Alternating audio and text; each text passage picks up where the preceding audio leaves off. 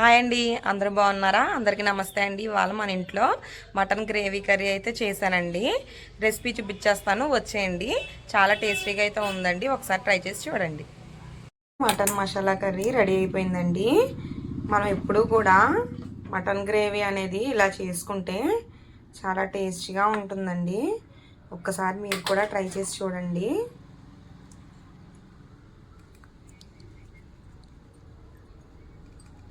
Super smell వస్తుందండి. దీన్ని మనం రైస్లోకైనా ఏ చపాతీస్లోకైనా తినొచ్చు. చాలా టేస్టీగా ఉంటుంది. ఒక్కసారి ట్రై చేసి చూడండి మటన్ మసాలా కర్రీని.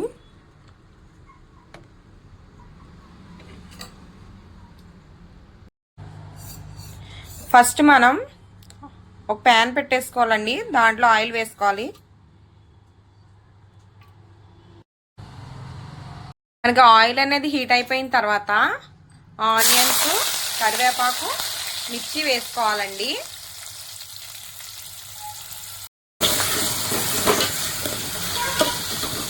ఆనియన్స్ అనేది బ్రౌన్ కలర్లో వేగిపోయాయండి.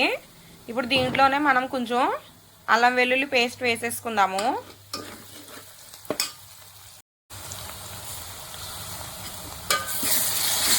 ఇప్పుడు దీన్ని కూడా మనం పేస్ట్ కూడా బాగా ఫ్రై అయిపోయే వరకు మనం ఫ్రై చేసుకోవాలి.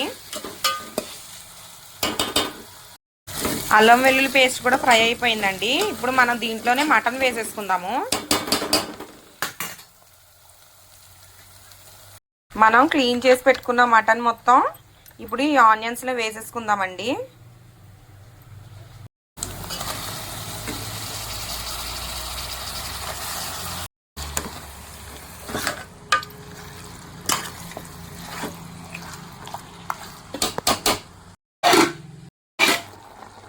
చూడండి, మటన్ అయితే ఉడికిపోతుంది. ఇప్పుడు దీంట్లోనే కొంచెం మనం సాల్ట్ వేసుకుందాము.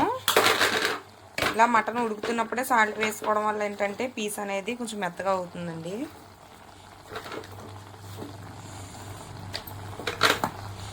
కొంచెం పసుపు కూడా వేసుకుందాం అండి. మనం సాల్ట్ పసుపు వేసుకున్న తర్వాత ఒక 10 మినిట్స్ ఇలా ఉడికించుకోవాలండి. అప్పుడే మటన్కి టేస్ట్ ఉంటుంది. ఇప్పుడు మనం ఒక చిన్నది 2 టమాటోస్ తీసుకొని ఇందులో వేసేసుకుందాము. చిన్నవి 2.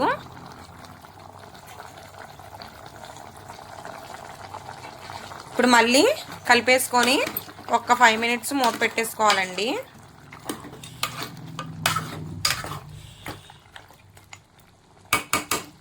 మటన్ అనేది ఉడికిపోతుంది కదండి. మనం ఈలోపు మసాలా ప్రిపేర్ చేసుకుందాం.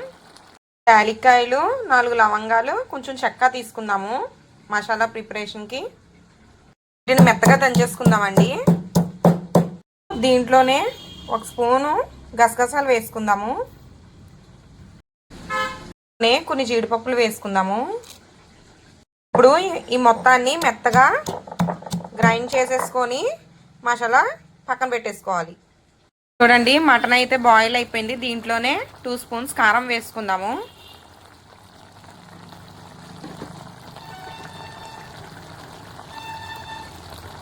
మటన్ కర్రీ కొంచెం స్పైసీగా ఉంటేనే బాగుంటుంది కాబట్టి కొంచెం నేనైతే కారం ఎక్కువే వేసుకుంటున్నాను.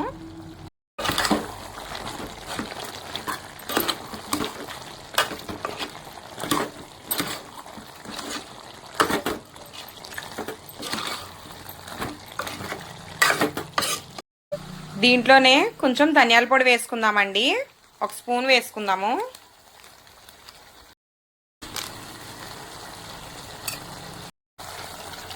దీంట్లోనే కొంచెం మనం మీట్ మసాలా కూడా 1 స్పూన్ వేసేసుకుందాము.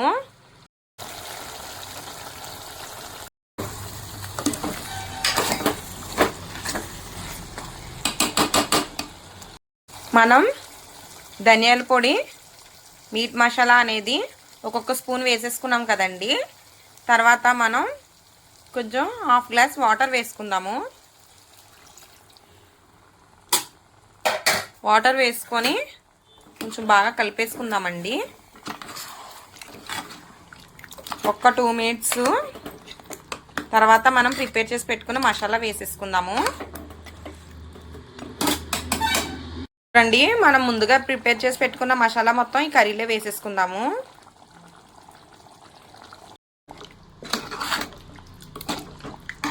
అండి కర్రీ అయితే అయిపోవచ్చింది. కొంచెం గ్రేవీ ఉంటుండగానే నేనైతే స్టవ్ ఆఫ్ చేసేస్తున్నాను.